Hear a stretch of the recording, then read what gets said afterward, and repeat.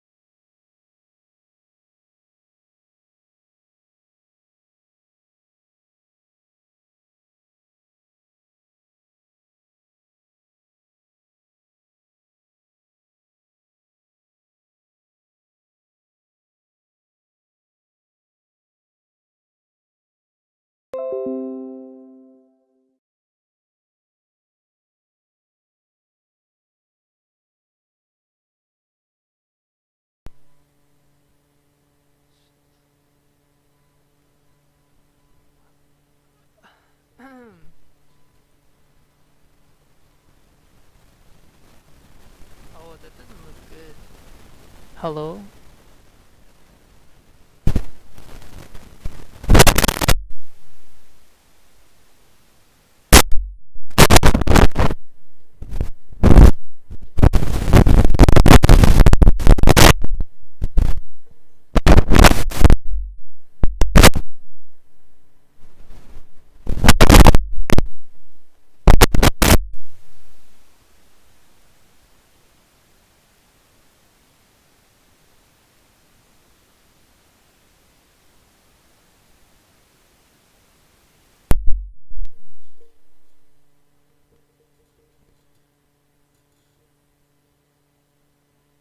Hello?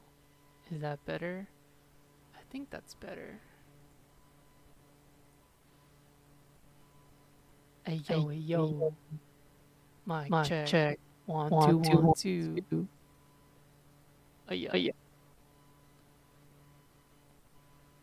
Okay.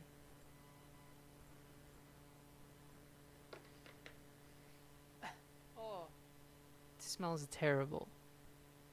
The mic, oh man, terrible. Um,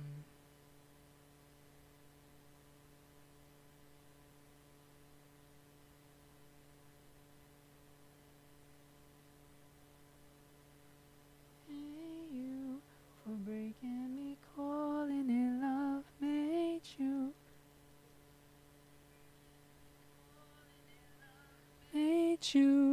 stay when you wanted to run, there you.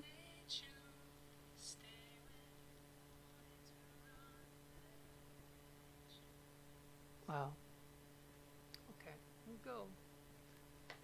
This is so goofy. Alright. The new people. If only he had told her right at the beginning that he didn't like the house, everything would have been fine. Everything would have been fine. He could have manufactured some plausible story about bad plumbing or poor construction, something, anything. And she would have gone along with him, not without a fight, maybe. He could remember the way her face had looked when she had stopped the car. When her face, the way her face had looked when they stopped the car. But he could have talked her out of it. Now, of course, it was too late. For what? He wondered, trying not to think of the party and all the noise that it would mean. Too late for what? It's a good house, well built, well kept up, roomy. Except for that blood stain, cheerful. Anyone in his right mind. Dear, aren't you going to shave? He lowered the newspaper gently and said, sure. But Anne was looking at him in that hurt, accusing way, and he knew that it was hopeless. Hank, what's wrong? He thought, starting toward the bathroom. Hank, she said. He stopped, but did not turn. What's wrong? Nothing, he said. Honey, please. He faced her. The pink chiffon dress clung to her body, which had the firmness of youth. Her face was unblemished, the lipstick and powder incredibly perfect. Her hair, cut long, was soft on her white shoulders. In 7 years, Anne hadn't changed. Resentfully, Princeton glanced away and was ashamed. Do you think that in this time I'd get accustomed to it? He thought. She is. Damn it. Oh, my eyes cannot read that. Zoom in, please. Thank you. Tell me, Anne said. Tell you what. Everything is okay, he said. She came to him and he could smell her perfume. He could see the tiny freckles that had dotted her chest. He wondered what it would have been like to sleep with her. Probably would have been very nice. Wow, what in the world am I reading, dog? It's about Davy, isn't it? She said, dropping her voice to a whisper. They were standing only a few feet from their son's room. No, Princeton said. Okay, so the guy's name is Princeton. So we have Princeton. Why is he thinking about who's this Hank person? Prentice. What? Prentice. Hank.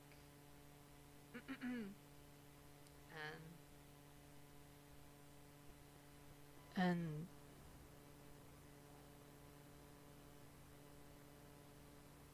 who's Hank? looking at Hank, but who's Princess? Hank? What? Why is he thinking about Hank? Honey, please.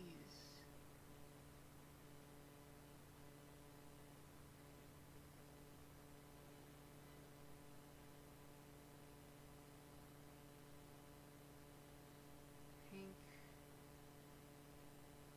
See?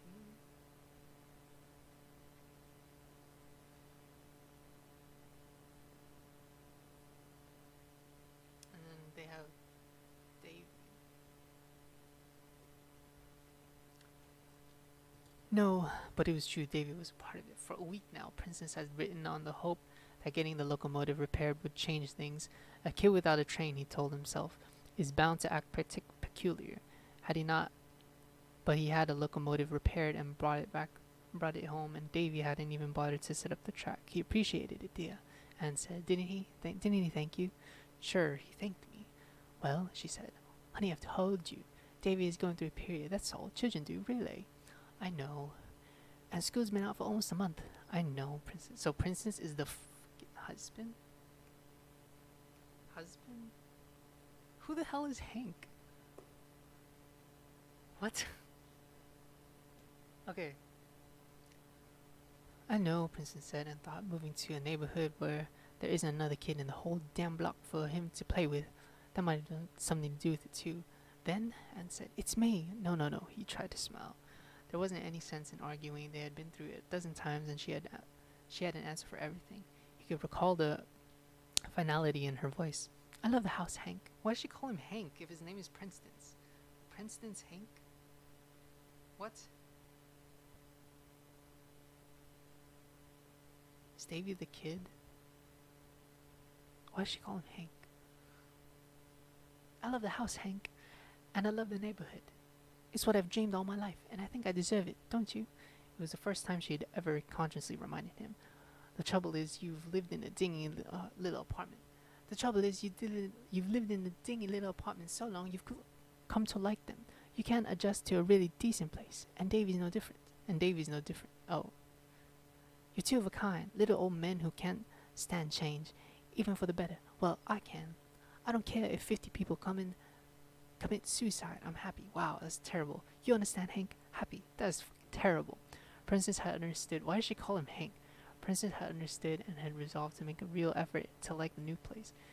If he couldn't do that, at least he could keep his feelings from Anne, for they were, he knew, foolish. Damn foolish. Everything she said was true, and he ought to be grateful. Yet somehow he could not stop dreaming of the old man who had packed up a razor one night and cut his throat wide open. Oh my gosh. Why did my professor assign this? It's terrible. Anne was staring at him. Maybe, he said, I'm going through a period too. Kiss her forehead lightly. Come on now. The people are going to arrive any second, and you look like the Lady Macbeth. She held his arm for a moment. You're getting settled in the house, aren't you? She said. I mean, it's becoming more like home to you, isn't it? Sure, Princeton said. His wife paused another moment, then smiled. Okay, get the whiskers off. Rhoda's under the impression that you're a handsome man. Rhoda? Who the fuck is this Rhoda character? He walked in the bathroom and plugged in the electric shaver. Rhoda, he thought. First names already, and we haven't been here for 3 weeks. Dad? He looked down at Davy. Okay, Davy's a kid who had slipped in with 9-year-old strength. Yo, according to ritual. He ran the shaver across his son's chin. Whoa, Davy did not respond. He stepped back and said, Dad, is Mr. Ames coming over? Mr. Ames? Who the He nodded. I guess so. And Mr. Chambers? Uh-huh. Why? Davy did not answer. What do you want to know for? Gee. Davy's eyes were red and white. Is it okay if I stay in my room? Why? You sick? No, kind of. Stomach, head. Okay, so Mr. Chamber. Oh man, this makes me enjoy literature. Just sick, Davy said. He pulled out a thread in his shirt and fell silent again.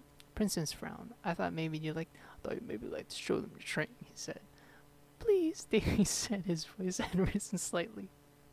Princeton could see the tears gathering. Oh no, dear Dad, please don't make me come out. Let me stay in my room. I won't make any noise, I promise, and I want to sleep one time. Okay, don't make such a big deal out of it. Don't make a big deal out of it. Princess ran the cool metal over his face. Dang, but he ran his shaver out his son's face. Anger came and went swiftly, stupid to get mad. Davy, what'd you know? What'd you do? Ride your bike on the lawn or something? Break a window? No. Then why don't you want to see them? I just don't. Mr. Rain likes you. He told me so yesterday. He thinks you're a fine boy. So is Mr. Chambers. Please, Dad. Oh wow. Please, don't let them get me. Oh my gosh, you're gonna abduct him. What are you talking about, Davy? Cut it out. No. I saw what they were doing there in the garage, and they know I saw them too. They know, and Davy. Davey, Anne's voice was sharp and loud, and resounding in the tile-lined bathroom. The boy stopped crying immediately. He looked up, hesitated, then ran out. His door slammed. Princess took a step. No, Hank. Whoa. No, Hank. Leave him alone. Wait, so why does he who is Hank? Is Hank like his... Leave him alone, he's upset, let him be upset. She shot. Oh, no, Hank, leave him alone. Oh, this is the wife. He's upset. Let him be upset. Oh, let him be upset. She shot an angry glance toward the bedroom. I suppose he told you that filthy story about the garage? No, Princess said. He didn't. What's it all about? Nothing. Absolutely nothing. Honestly, I'd like to meet Davy's parents. Where are his parents? He's adopted. Adopted. Oh my gosh. Alright. Where are his parents? Princess said firmly. Alright. But he got that imagination of his from somebody, and it wasn't from us. Oh. Just kidding. You're going to have to speak with him, Hank. I mean it really. About what? These wild stories. What if they go back to Mr. Ains? I'd die. After he's gone out of his way to be nice to David too. I haven't heard the stories, Princess said. Oh, you will. Anne undid her apron and folded it furiously. Honestly, sometimes I just think the two of you are trying to make things just as miserable as they can be for me. The doorbell rang stridently. How? I'm only on page 3? You're joking. Oh my gosh. This other one's gonna take me so long. The doorbell rang stridently. Now make an effort, be pleasant, will you? This is a housewarming gift after all. Please, and do hurry. She closed the door, heard a call hi, and heard Ben Roth. Oh my gosh. Who are these people? Booming. He has a baritone booming high. Ridiculous, he told himself, plugging the razor in again. Utterly, gosh dang ridiculous. No one complained louder than I did when we were tripping over ourselves in that little upstairs coffin on Friar. I'm the one. I'm the one who kept moaning for a house, not Anne. So now we've gone. He glanced at the tiny brownish blood stain that wouldn't wash out of the wallpaper inside. Ew. Now we've got one. Now we've got one. Hank coming, he straightened his tie and went to the living room. The Rots, of course, were there. Ben and Rhoda. Roth. Can't believe we're reading 3 stories. Ben and Rhoda Roth. Get it right, he thought, because we're all going to the palace. Oh, they're like visiting. Hi, Ben. Thought you deserted us, boy. Hi, Ben. Thought you deserted us, boy, said the large pink man, laughing. No, wouldn't do that. Hank. You met Beth Cummings, haven't you? Beth Cummings? How many people are in this story? Why are they all important? The tall, smartly white-dressed woman glanced and... Oh, Ben and... What? Let me get Lucy each other. She said hello. Her husband, a pale man with white hair, crushed Princeton's fingers. Oh, fun and games, he said, tightening his grip while wheezing with amusement. Yes, sir. Trying not to wince, Princeton retrieved his hand. It was instantly snatched up by a square, bald man in a double-breasted brown suit. Riker? The man said, "Call me Bud. Everyone does. Don't know why. My name is Oscar." I don't. So many people. So you probably had like an affair or something. That's why a woman said, stepping up and introduced us. But I'm sure you probably don't remember. If I know, man, I'm Edna. Edna Mold. Just 10 people in the store already. Sure, Princess says, "How are you?" "Fine, but then I'm a woman. I like parties." "How's that?" "Hank." Princess excused himself and walked quietly. Okay. Where am I? Walked quickly into the kitchen. Anne was holding up a package. "Honey, look what Rhoda gave us." Dude, I'm like out of breath.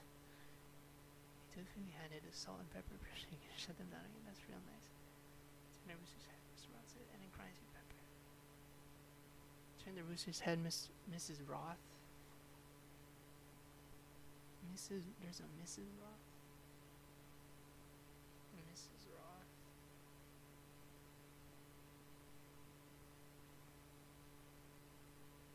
It grinds your pepper. Wonderful, princesses. And Beth gave us a lovely salad bowl. I wonder what he's gonna ask, like, who gave the salad bowl? Which character gave the salad bowl? Who needed this for centuries? She held out a gray tablecloth with gold bordering plastic.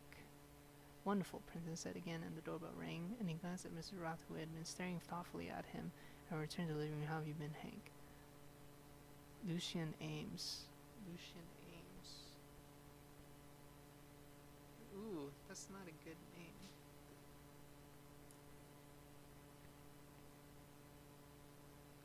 Stands together briskly. "Well, the gang's all here, I see, but where's that boy of yours, Davy?" "Oh," Princess said, "he's sick." "Nonsense, boys that age are never sick, never." Kitchen's just something. "Oh, not the candy we sent over." "Oh no." "Well, tell him his Uncle Lucian said hello." A tan elbow of a man with sparkling eyes and ill-fitting mustache. Ames reminded Princess somewhat of those clerks who used it to sit silently on wooden high stools. He was, however, the head of the nationality famous advertising agency. His wife, Charlotte, provided a remarkable contrast. She seemed... Oh, his wife is named Charlotte.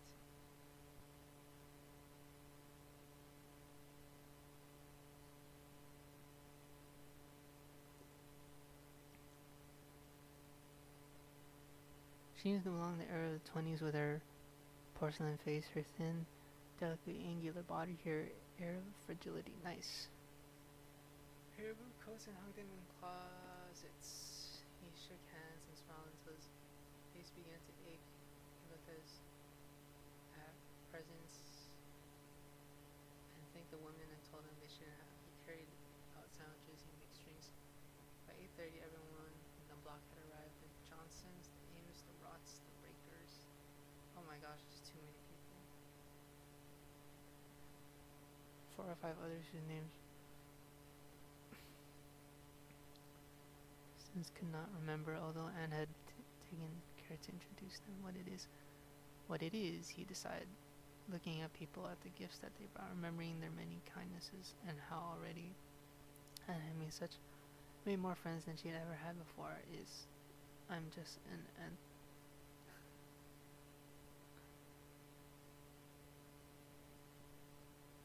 he's just antisocial B-word. After the third round of whiskeys and martinis, someone turned on the FM and someone else suggested dancing. Friends had always supposed that one danced only at New Year's Eve parties. But he did the heck with it, finally, and tried to relax. "Shall they?" Miss Ames said. He wanted to say no, but Anne was watching, so he said, "Sure, if you got strong toes instead." Almost at once, he began to perspire. The smoke, the drinks, the heat of the crowded room caused his head to ache. And as usual, he acutely embarrassed at having to hold a strange woman so closely. But he continued to smile. Miss Ames danced well. She followed him with the unerring instinct, and within moments she was babbled freely into his ear. She told him about old Mr. Thomas, the man who had lived there before. Ooh, and how surprised everyone had been at what happened. She told him how curious they'd all been about the new people and how relieved they were to find him and Anne so very nice. She told him the strong arms Anne was being twirled by Herb Johnson. She was smiling. Ooh, affair. An endless, slow three-step came on, and then Miss Anne's put her cheek next to Princess. In the midst of a rambling sentence, she said, suddenly in a whisper, "You know, I think it was awfully brave of you to adopt little Davy." Oh, he is adopted. He is. He is.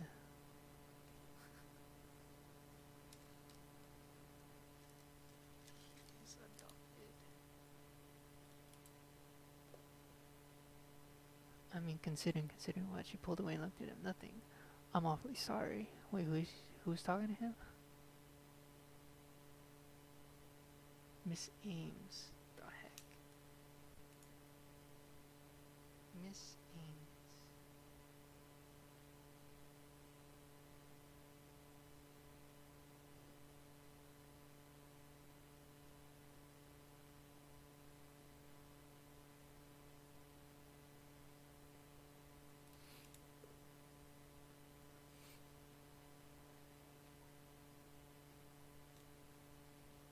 Considering what?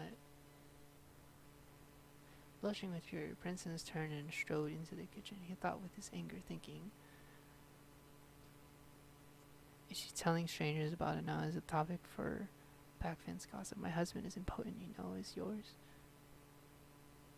You pour whiskey into a glass and drink it fast. It was who? Distal. Matthew Distal, bachelor. Movie writer or something, lives down the block. Call him Matt. Miserable, isn't it? The man said.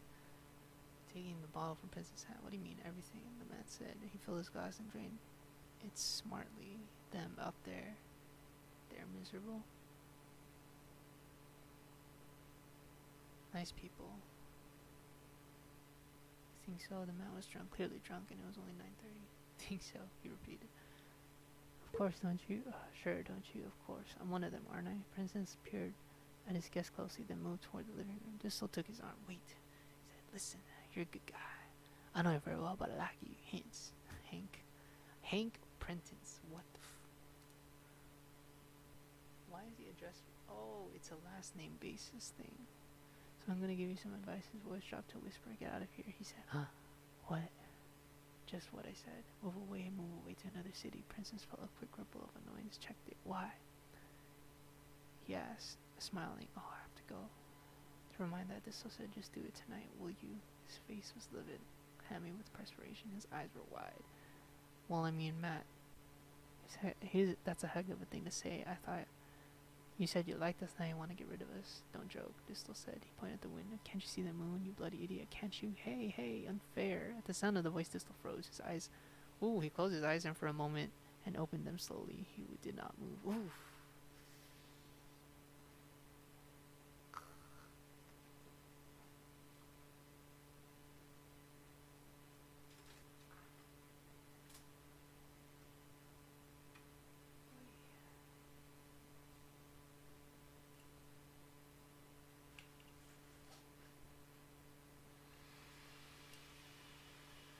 It was terrible.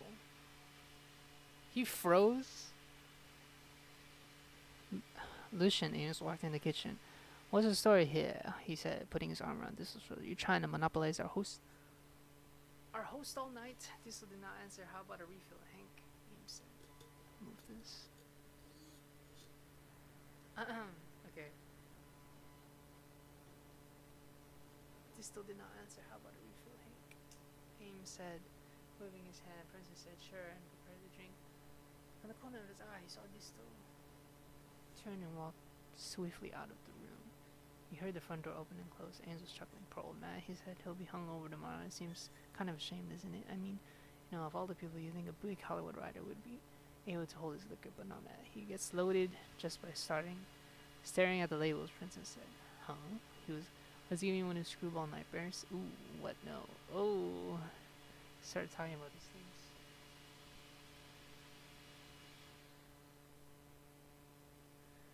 things. Ames dropped and asking him to drink things. He said, yeah. Ames took a sip of whiskey and walked to the window, looking lithe somehow, as well as small afterwards. Well, it's a fine night, isn't it? Nice and clear. Nice fine moon. Ooh, the moon. Moon. Moon.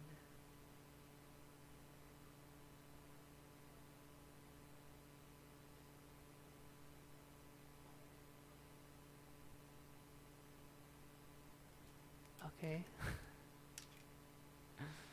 Turner tapped a cigarette out of a red package, like a cigarette, Hanky said, lighting the gray smoke. Gush out of the corner of his mouth. Tell me something. What do you do for excitement? Shrugged. It was an odd question, but then everything seemed odd to him tonight. I don't know, he said. Go to a movie once in a while and watch TV, the usual. Ames cocked his head. But don't you get bored? Yeah, sure, I guess. Every so often, being a CPA isn't the most CPA certified public accountants. It's awful, isn't it? Okay. Stop for now. On page 6. The other one. Fuck. How many? 6 pages. Okay, that's not too bad. But the other one is 60 some, bruh. Ugh, that's a scary title page. Dude,